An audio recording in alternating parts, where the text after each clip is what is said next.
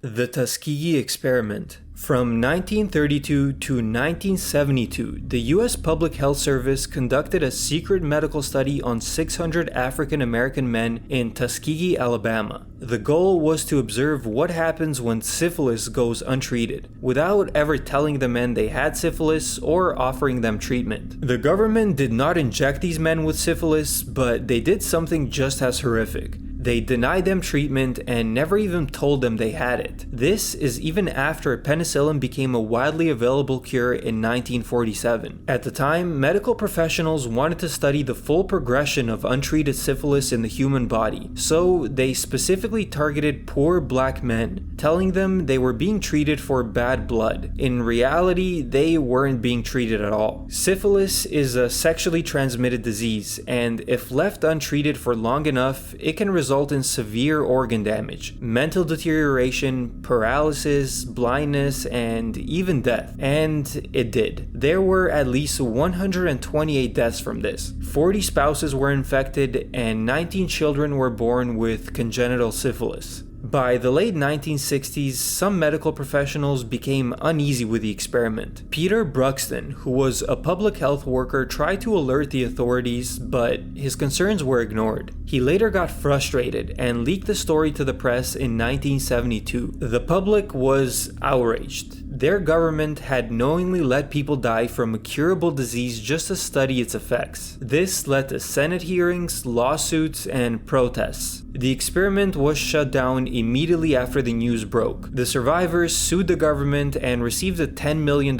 settlement. But despite all that, it took 25 years for the government to formally apologize. In 1997, President Bill Clinton publicly apologized on behalf of the nation, calling the study deeply, profoundly, and morally wrong. The scandal led to new medical laws requiring informed consent in medical experiments to prevent future abuse.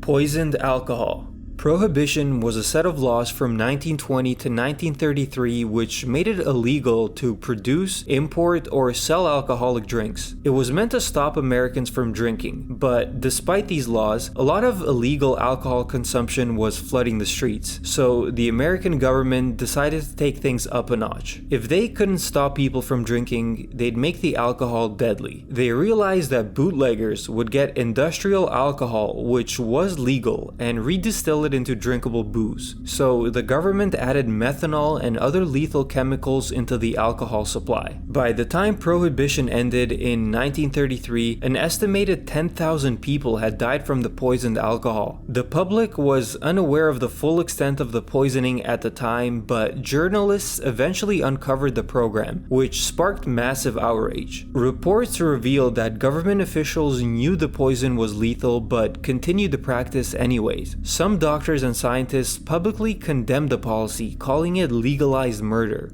Despite the backlash, no one in the government was ever held accountable. The policy remained in place until Prohibition was ended in 1933, but by then, the damage had already been done. The US government never officially admitted responsibility, and the deaths were dismissed as a consequence of illegal activity. Operation Northwoods.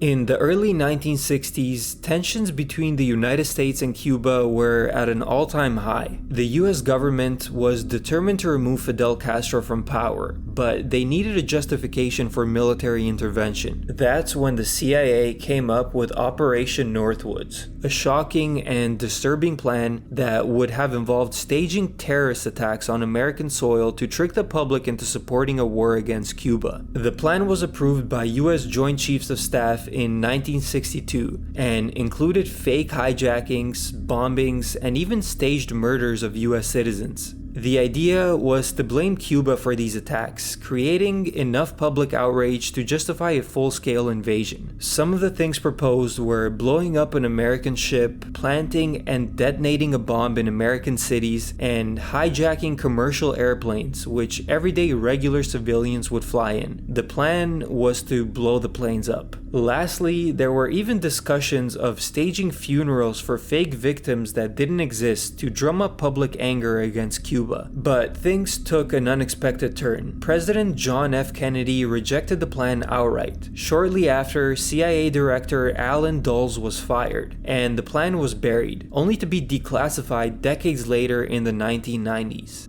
MK Ultra.